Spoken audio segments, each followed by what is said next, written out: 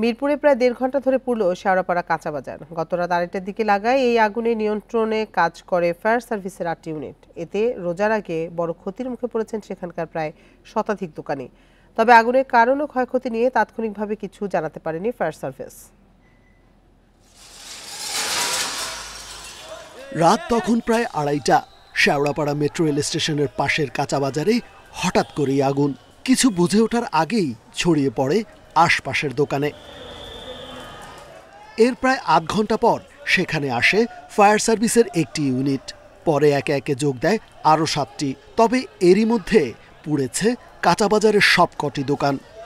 কাঁচা বাজার ছিল, কাঁচা বাজারের সাথে হচ্ছে আপনার একটা বিল্ডিং আছে, ওই বিল্ডিং নিচতলা সব টোটাল কাঁচা বাজারটা টোটালটা আগুন ধরে পড়েছে আর কি। দোকান ভরা মুরগি ছিল ভাই, আজকে অর্ডার দিতাম সকালে, সব শেষ হয়ে গেছে ভাই। হঠাৎ করে ধুমা, আতঙ্ক হয়ে পুরো মার্কেট চাই।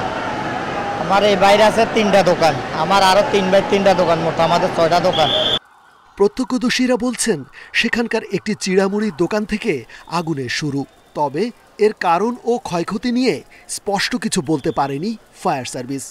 পানি দিতে দেখি যে ধুমা উঠতেছে, তো পাইপ ফাইলে দিতে আমরা যাই দিই সিরের দোকানের ভিতরে আগুন, এর মধ্যে বাইরে শাটা তুলে দিছি, ধাপ ধাপ করে আগুন শুরু হয়ে গেছে। কোনো মানুষ যে এটার সামনে যাইবো এটাও ক্যাপাসিটি ছিল না, মুহূর্তের ভিতরে আগুন ছড়াই গেছে। আগুনের সূত্রপাত কিভাবে হয়েছে এখনো তা জানা যায়নি, তদন্ত সাপেক্ষে তা বলা যাবে।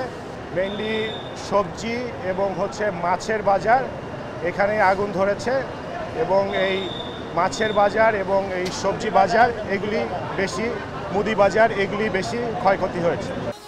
এছাড়া সম্প্রতি বেশ কয়েকটি অগ্নিকাণ্ডের কারণ হিসেবে অসাবধানতা ও শুকনো মৌসুমের কথা বলছে ফায়ার সার্ভিস। রেজওয়ানুল হক, ইন্ডিপেন্ডেন্ট নিউজ, ঢাকা।